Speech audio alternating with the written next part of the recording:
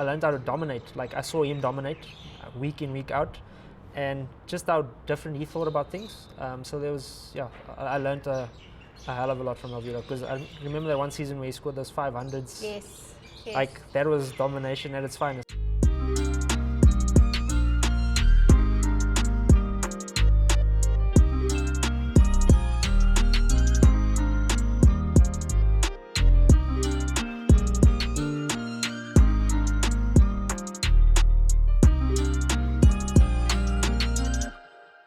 So John O'Leaf Wright, who is the CEO of Lions Cricket, always talks about how it is important to have really incredible human beings on and off the field. And I think my next guest, who is Dom Hendricks, is a perfect representation of an incredible human being on and off the field. Great work ethic, hard worker, a talent of note, and I'm really excited to hop onto this conversation and get to know the man behind Dominic Hendricks. Dom, it's good to have you. Thank you for having me on the show, and thank you for that lovely introduction. It's good, ne? It's always good to hear. Jono always talks about how it's important to create players on and off the field, and I think it's something that resonates with you, right? 100%. Because I think you're a full representation and a great ambassador of that speech that Jono always gives. Yeah, firm believer in what Jono preaches about creating, number one, good cricketers, and then number two, first and foremost, we are human beings. So I'm a firm believer that good human beings and then cricket second. And before we even talk about the cricket and how you got into cricket, let's just hop on to just your journey and your childhood in Gqeberha and how it was just growing up in that side of town. Okay, so grew up in Gqeberha, or as we know, Port Elizabeth, as it used to be called. Sort of moved up to Joburg when I was about 14 years old, so I finished grade 8. But grew up playing, like most kids did, street cricket at the time. So grew up in the community in West End, so West End, Cleary Estate, that's sort of where I lived, the north of Gqeberha as it is now. And I just grew up playing all sorts of sports. So in the summer we played cricket, and in the winter we played football, and when the lights came on we knew it was time to go inside, or your mom or your dad or your gran was always shouting at you to come and have some dinner. Yeah. But as you know, back in those days the show wanted to always go on, so we just basically continued the next day. And then got very involved with cricket. I think I was about 3 or 4 years old. I saw it on TV and just fell in love with it. So was always playing with my uncle. So my uncle he's only about 10 years older than what I am. So he was a bit of a late bloomer. So grew up playing with him and his friends. I was always playing with people that were a lot older than me. And as my family would always say, I was a very sore loser when I was younger, because I couldn't understand why these guys were so much better than me. But I think it's just competitive nature. And then when I reached school, primary school, we got introduced to Baker's mini cricket. So the love of cricket just escalated tenfold as soon as I started playing Baker's mini cricket. And then natural progression, we started playing hardball cricket as we got older. Unfortunately, we had to, like I said earlier, we had to move up to Johannesburg. So my dad lost his job in Port Elizabeth, and he moved up a year, the year before we did. So my mom and my sister, and then the rest of the family basically moved up. So lived a year so I did grade 8 actually. I lived with my aunts and uncles, so we were sort of split across the family. And then moved to Joburg. So was at a really good school in Port Elizabeth, was at St. Dominic's Priory. And unfortunately we didn't have the means to go to private school like I was afforded in Port Elizabeth, so I was stuck at a government school, Ferndale High School, and was lucky enough to get in through the Gauteng, how can I put it, the Central Gauteng area structure. Okay. So I grew up, Uncle Benjamin downstairs, he used to be at all of our games, like week in, week out, giving us transport, giving us lift. A guy by the name of Faisal Kimi, he was heavily involved with my development, or getting me involved in that structure when I was a lot younger. And sort of found club cricket in Joburg because school cricket wasn't great, or the school that I was at wasn't great at cricket there. So found my way in through basically the club and the area setup. And then was lucky enough when I was 17 years old, or 16, turning 17. So in grade 10, the manager at the time of our Gauteng under 17 team was the head of sport at St. David's, and he awarded me a massive opportunity to go there on a scholarship. and got back into a private school, and yeah, enjoyed my last 2 years of schooling at a private institution. And yeah, very, very grateful for a lot of people that have actually paved the way for me.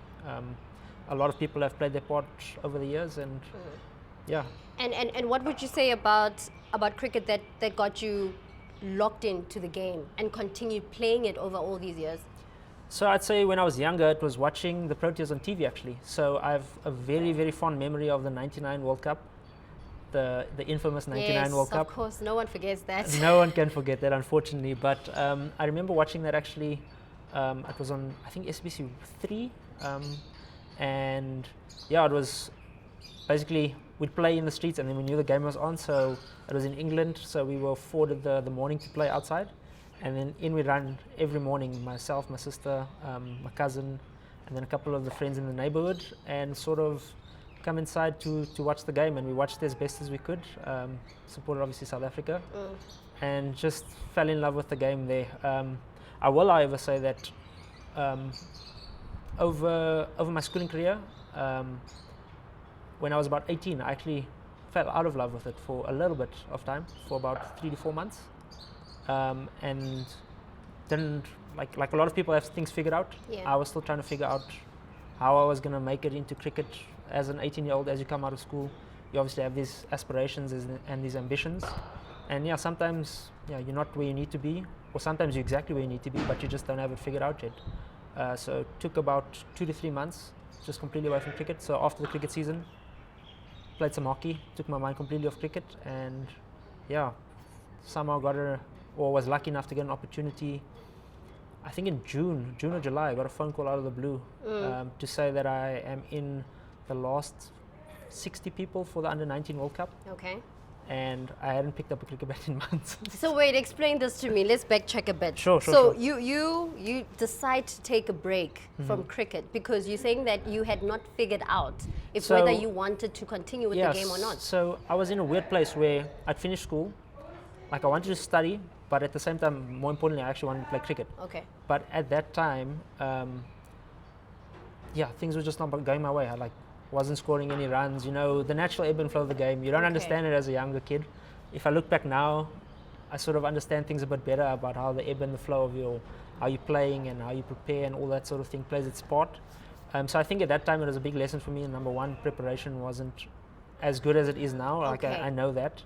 And number two, I was so distracted by so many things, obviously as you are as a young adult. My focus wasn't solely on cricket, and I think that 2 to 3 months that I took off from the game completely was possibly the best thing that could have ever happened to me, because as soon as I got that opportunity, the light bulb came on and said, listen, here's your chance. You get those epiphanies sometimes, oh, here's an opportunity, and that was the one opportunity I was waiting for, and I pretty much grabbed it with both hands. So you get a call. You win the Under-19, top 50 you said? Top 50 or 6, something like that, yeah. And so what's the process like from being part of the top 50 to narrowing it down to the team that's actually going to the World Cup? What is the journey in between those 2 points? So that's a very good question. So building up to that point, we were going to, and I think they're still going on now, they call the TAP program, so it's a talent acceleration program. And basically from about 15, they sort of look at kids for the World Cups, the future World Cups. So they know 4 years in advance, these are our best 150 players or whatever. And then over time, they sort of narrow down because obviously kids get better, kids show more interest or kids show less interest. So the group's if I could say, forever changing here and there. And basically in June, get this call, the World Cup's in February. So literally in the space of 8 months, it goes from 50 to by December they chose the last 15 or 17 players. So it was a massive wake-up call, I would say, because I hadn't done cricket or picked up a cricket bat since I think it was maybe March. And here I am, I have a week to prepare for a camp that we're spending 4 days in Pretoria with, and this is the one that is possibly one of the most important ones. This is so fascinating. So then what is the preparation that you went through in that week that set you up for the kind of success that you got in the World Cup? Because Because what we remember about that World Cup, you were the leading run scorer. Correct. And yes. even the player of the tournament. Yes, that is right. So you had a week to fully prepare. What is the preparation that went in? Because I mean, if you were the leading run scorer, Dom, that means you really put in the work. So I would say there was a couple of things that went sort of right. So number one, I was still playing sport. I was still exercising. I'm a massive advocate for healthy lifestyle and doing sport, taking up sport, because it teaches you so much more. It's more than the sport itself. It's more about the people that you come across, and then you learn values out of sport itself. So I've learned a lot of things of a lot of sports that I've played over my life. So at the time I was playing a lot of hockey. So I picked up actually hockey. I think I was about 14. So if I can just interrupt you or interrupt the story, we'll go back to it. Yeah. But basically, it was football in the summer. I mean, in the winter, cricket in the summer. But football was clashing with pre-season cricket, and hockey wasn't. So I sort of said, okay, well, then I'll start playing hockey so I can carry on playing cricket. And then sort of played hockey. I actually still am playing hockey. Like I think I played like 2 years ago was the last time I played. So yeah, I was still very active and very involved with sports. So I literally rang up the under-19 coach at the time, which was Grant Morgan. And I literally said, I've got a week. I don't know what to do. Can I get some help, please? And he said, you can come as early as this afternoon. So I literally came in the afternoon at about 4 or 5 o'clock, and I worked from about 4 to 6 for a week. And mind you, I actually omitted this earlier, but I was working an office job at the time. Jeez. So I was working from about 7:30 till 4 or 3:30. So what I did was, luckily my mom was the manager at the time. Okay. So I managed to say to her, if I start half an hour earlier and I don't take lunch, can I leave an hour earlier at the end of the day so I can fit everything else in, like training and cricket, that I needed to do to get to where I needed to be. So yeah, I worked a week with Morgs. In terms of cricketing skills, it didn't help at all because I hadn't picked up a bat in, like I said, 3 months, so naturally your skills are not where they used to be. But ironically, when I got to the camp in Pretoria, it was more about fitness testing, so where you are fitness-wise and where you are mentally. So Ray Jennings was massive on his fitness at the under-19 level, and he was basically testing people's characters through the fitness testing, so he made it ridiculously difficult. I remember we ran I think it was like a sprint repeat fitness test.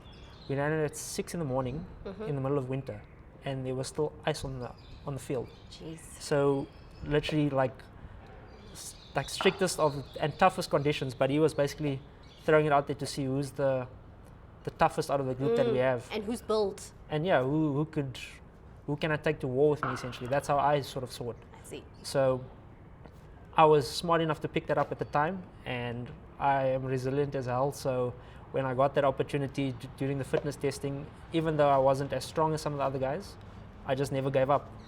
I was always willing to sort of stick it out a bit longer than them, even though I know I'm not as strong as you, but I could see you struggling, so I would just feed off that energy essentially. And yes, somehow managed to get called into the next round. And then basically since the week before, I'd carried on working with Grant Morgan for the weeks building up to that. And yeah, because I was eligible as a 19-year-old to still play in the World Cup like a few guys are, I could still play in there was like an under-19 before the Coke week, there were like a couple of games and stuff like that. So managed to get some game time in there, and then literally just got onto a run of scoring runs like week in, week out.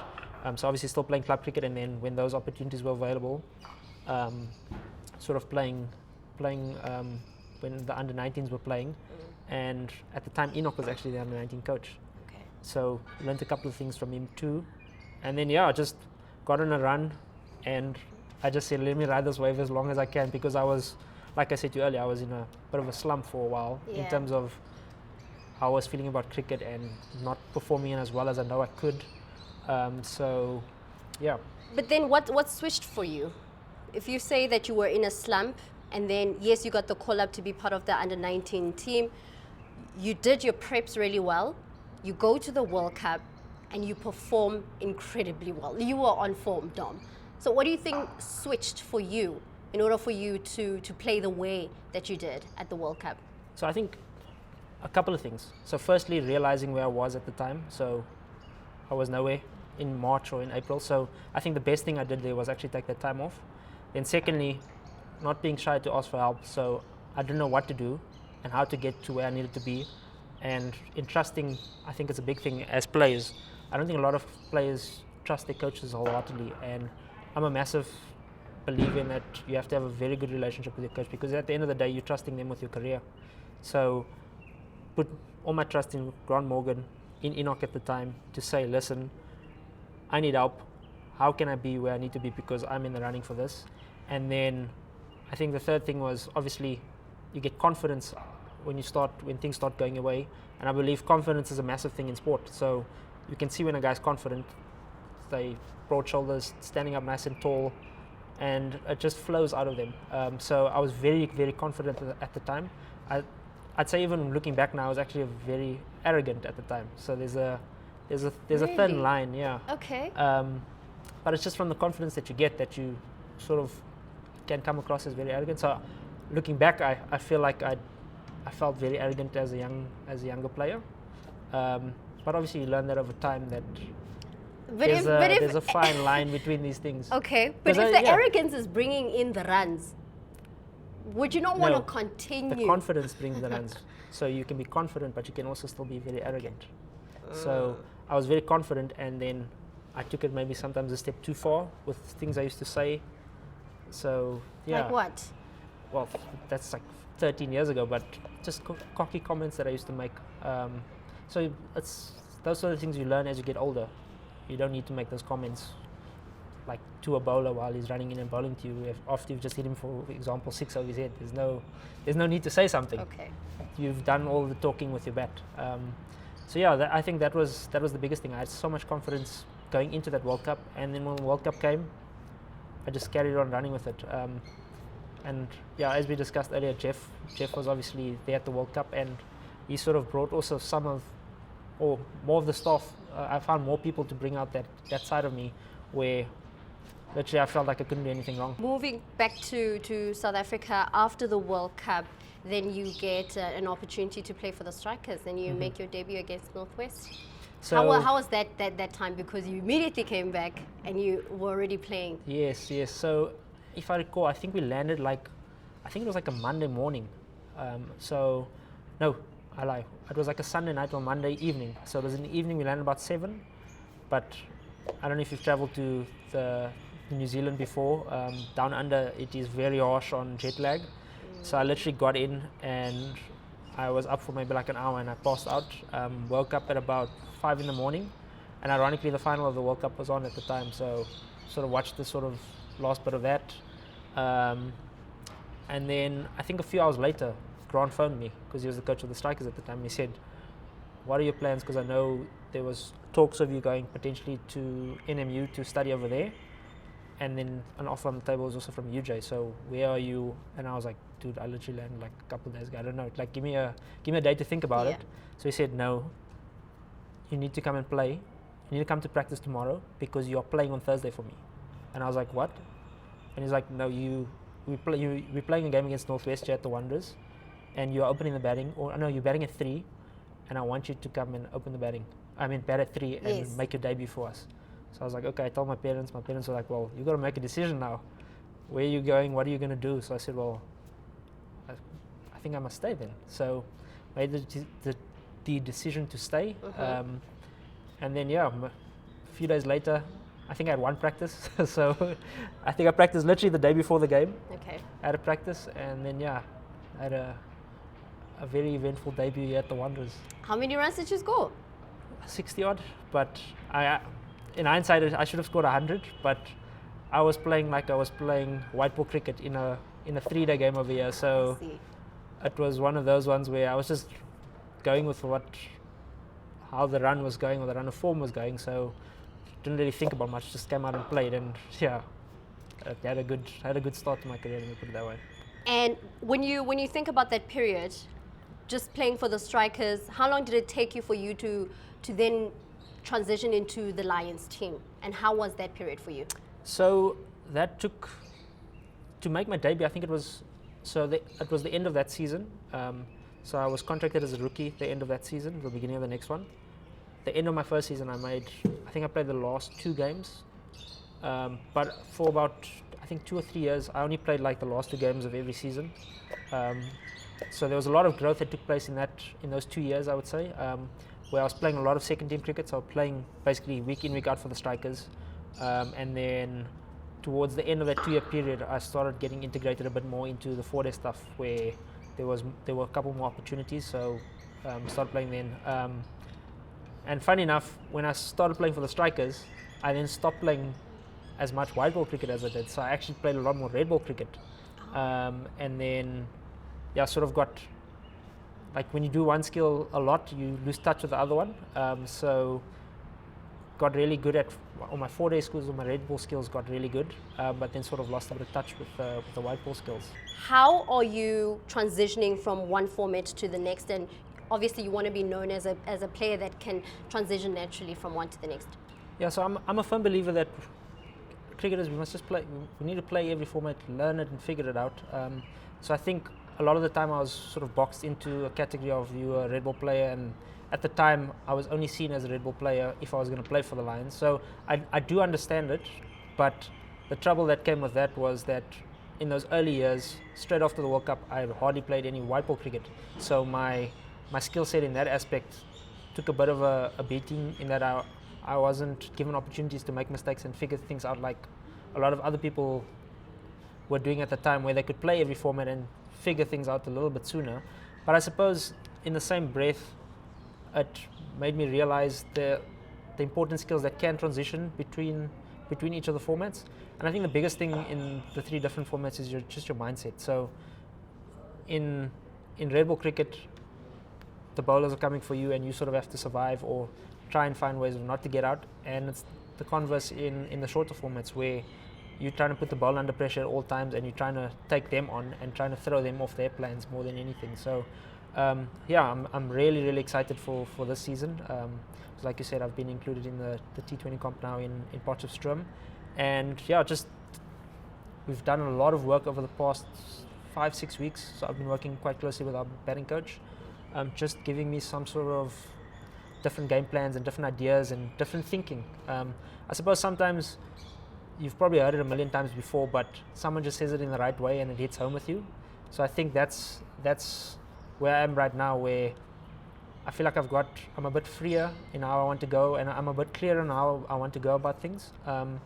And yeah, I'm gonna give it a full go in coming Potch when we start next week.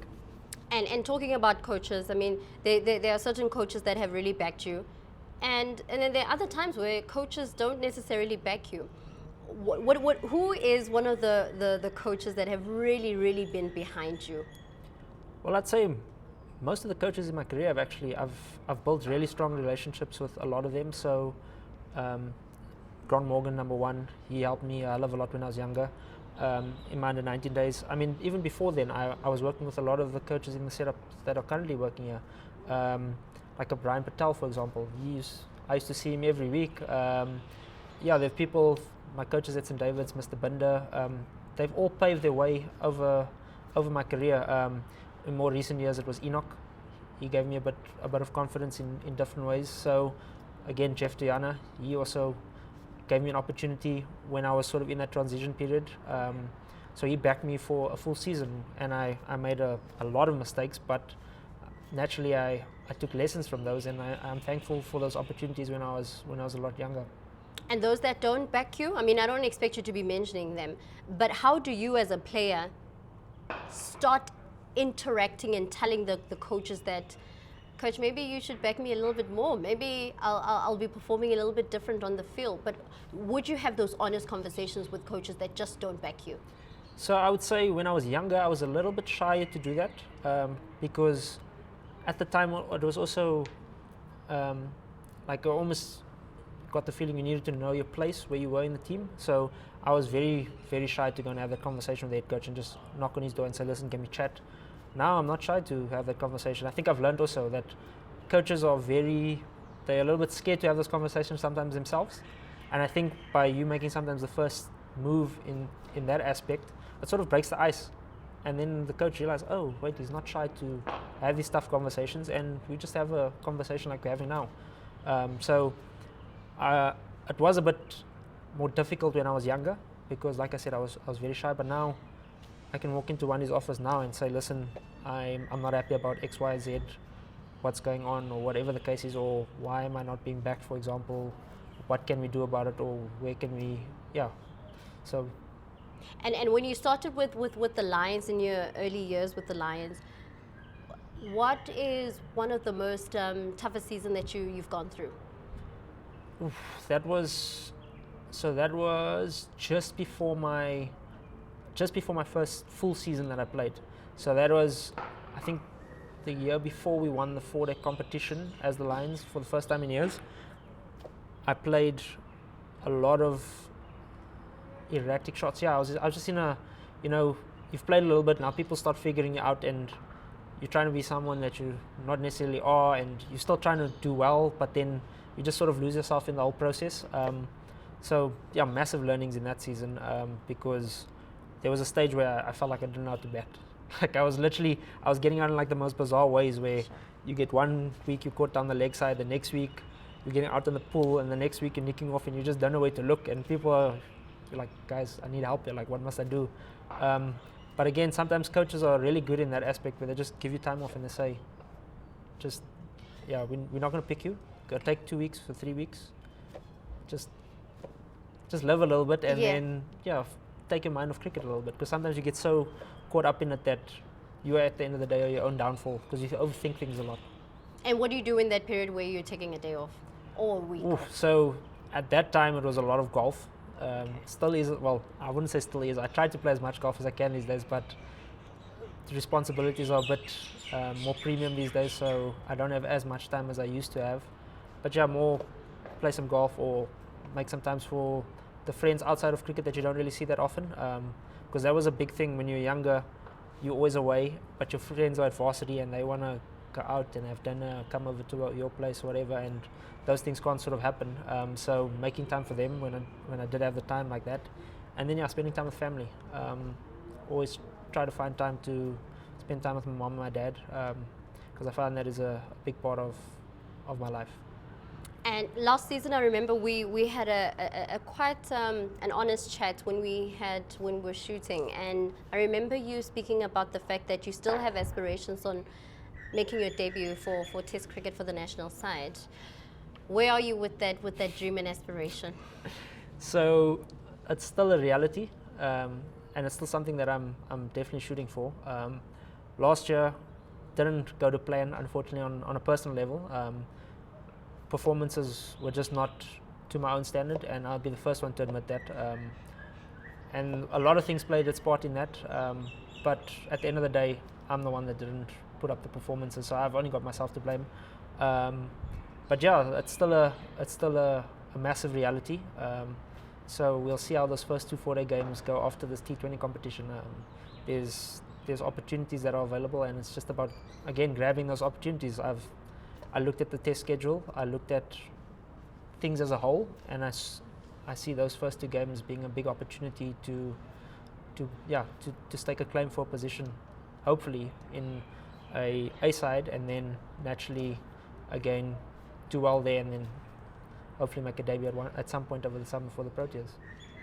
And not to take away from the opportunity that's been granted to players like Cyril Arvia, Keegan Petersen, even Ryan Rickleton, who's a good friend of yours, not to take away from their opportunity that they've been given. But are there moments where you kind of look at opportunities that's been given to top order batters like themselves and think to yourself, maybe that could have been me at some point? Do you see yourself, maybe you could have taken one of those positions? Definitely. It's a reality a lot of the time. So I don't know if you know, last year before India arrived, there was an A series, India A versus India A, and I was actually in the running to go, and I was selected to play for that. And the day before I was supposed to go to Bloemfontein, unfortunately I tested positive for COVID. So those things happen. I was upset as I found out, but at the same time I was like, well, maybe you need to be, maybe you need you don't need to be involved with it. There's a reason for everything. I'm a firm believer that God has a plan for everybody, and I'm on this plan. I didn't quite understand it still trying to understand it myself, but maybe I was where I needed to be to make some mistakes and learn a bit more, so that a year down the line, I'm where I need to be. So, yeah, unfortunately, I couldn't take part in that competition or in that series. And if you look at that series, Sarel Alviro was the leading run scorer, and Peter Malan was the second leading run scorer. And who's in the test seat right now? It's them. So, yeah, I'm at peace with that, because there's a lot of the times there's things in life that you can't control, and that was a massive thing that I had no control over. So I was very upset when I heard the news, but I realized that there's nothing I can be upset about, because there's nothing that I did wrong. It just happened to be where the world was at the time, and I tried to make peace with it as quickly as I could. And yeah, I think a week later I actually turned out for the Lions, ironically. And what are some of the work that you feel you still need to incorporate in your personal game in order for you to, at some point, definitely be earmarked to make your debut one day for the national side? So I think the biggest thing is just when you get a certain point in your career, it's just more about racking the runs up on the board. I think, yes, we play a sport that is forever changing, and you're always learning and you're always making mistakes. But I think the biggest thing is making sure that week in, week out, you're putting the numbers on the board, so that your name is in the conversation, number one. And once your name's in the conversation, it's about then waiting for that opportunity to get picked. And yeah, if you in the runs, then hopefully you're confident enough to, when the debut comes, play the way you have been playing. Earlier we spoke about the coaches that have had the biggest impact, and now player-to-player relationships. So what are some of the players, and who are some of the players that you fed off each other and helped you to get to where you are right now? So when I was a young Lion pup in the change room, we had some big names in the change room. We had the likes of Alviro, Stephen, Neil McKenzie, Zander de Bruin, Tommy. So we had like a host of experience.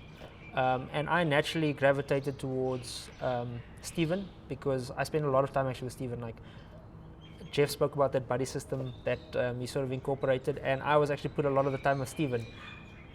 We on tour, Dom, your roommate Stephen. You gotta spend time with him, because you gotta learn from him. So I learned a lot of stuff from Steve. Then I had a lot of conversations with Neil Mack. A lot of the time, everybody's left after the day's play, and I was just sitting there because I had nowhere more important to be. So I was just listening to the conversations and sort of got drawn in. And he actually played a massive role in my 50 over cricket, my white ball cricket. The season that I started playing 50 over cricket, I was batting a lot with him in the nets, and yeah, learned a hell of a lot from him. And then from Alviro, I learned how to dominate. Like I saw him dominate week in, week out, and just how different he thought about things. So there was, I learned a hell of a lot from Alviro, because I remember that one season where he scored those 500s. Yes. Like that was domination at its finest. I mean, I saw him the one game in Potch. We played a 4-day game against the Titans. We got bowled out for 250, if I'm not mistaken. Out of the 250, he got 200 not out. Sure. And he literally single-handedly took the Titans apart that day.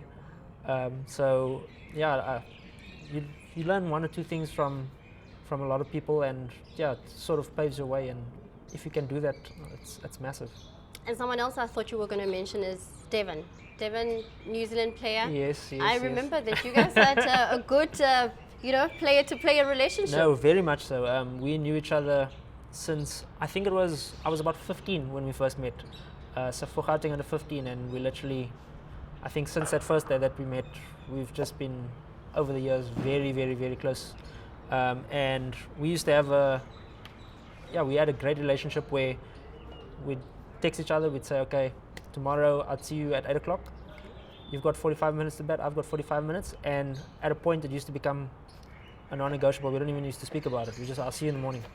So we'd come in an hour before practice or hour and a half before practice. We'd throw at each other, we'd do some work, we'd train, we'd then go to lunch down the road at Nando's. They used to know us by our first names. Come back like an hour later, hit some more balls, and then you'd either come to my house or I'd go to his house. So we built a very, very strong work ethic, I would say. Yeah. And I'd say that sort of also paved the way for a lot of our success over when we were playing. I mean, whenever the two of us were together, we just knew each other so well that if we were in the world of trouble, we'd literally just flip it on its head because we just knew how we operated essentially. So I'm a big believer in working with people that you play with a lot, because that's how you sort of build your relationships. It's more the relationships are built sometimes a lot of time outside of cricket, but also when you're working in the trenches together. And also what I'm picking up from what you're sharing now is the power of accountability. To have someone that you can rely on and that will always be saying to you, 8 o'clock, we're coming in to play, or rather practice before you guys play. 100%. I'm massive on that. And I'm also massive on, if you're working with someone and you do something out of your character, you play a shot that you've never practiced in your life, you'll be the first person to say, what are you doing, bud? Like, stick to the plan. I've never seen you do that. Whereas if you started trying something out and he's the only one that's seen you do it and pulls it off, he's not going to be like, oh wow. He's been like, oh no, well done. I've seen you do that for the past 5 weeks. You've just been brave enough to actually pull it out now. So. And Dom, in all the years that you have been playing provincial cricket, what would you say has been the greatest lesson over all these years? Just being a South African cricketer who's playing in this country, what has been your biggest lesson? Geez, like the biggest lesson. You've put me in the hot seat. You need to be built differently, yeah, right? No, you do. Playing you do. in South Africa. No, you do. How do I answer that? Is that a tough one? Yeah, that is a very tough one. I told you this is the hot seat, but you said it isn't. No, it hasn't been until now. Yeah, I think the biggest lesson is just got to understand yourself, I think, first and foremost. I think understand who you are, understand how you fit into the picture, and then try to get yourself to fit the picture, if you know what I mean. Like, yeah, sometimes there's things that are needed in a setup, and sometimes you're not the fit, sometimes you are the fit. It's just making sure that you're doing enough all the time to make sure that you're adding to the success on the field, I would say. Yeah, the biggest thing I'd say I've learned is about understanding myself. I mean, we spoke about my journey when I was younger, and how I am now, 12, 13 years later. I'm two different people. I'm the same in a lot of aspects, but there has been a lot of change because, yeah, I've learned to understand myself a lot better.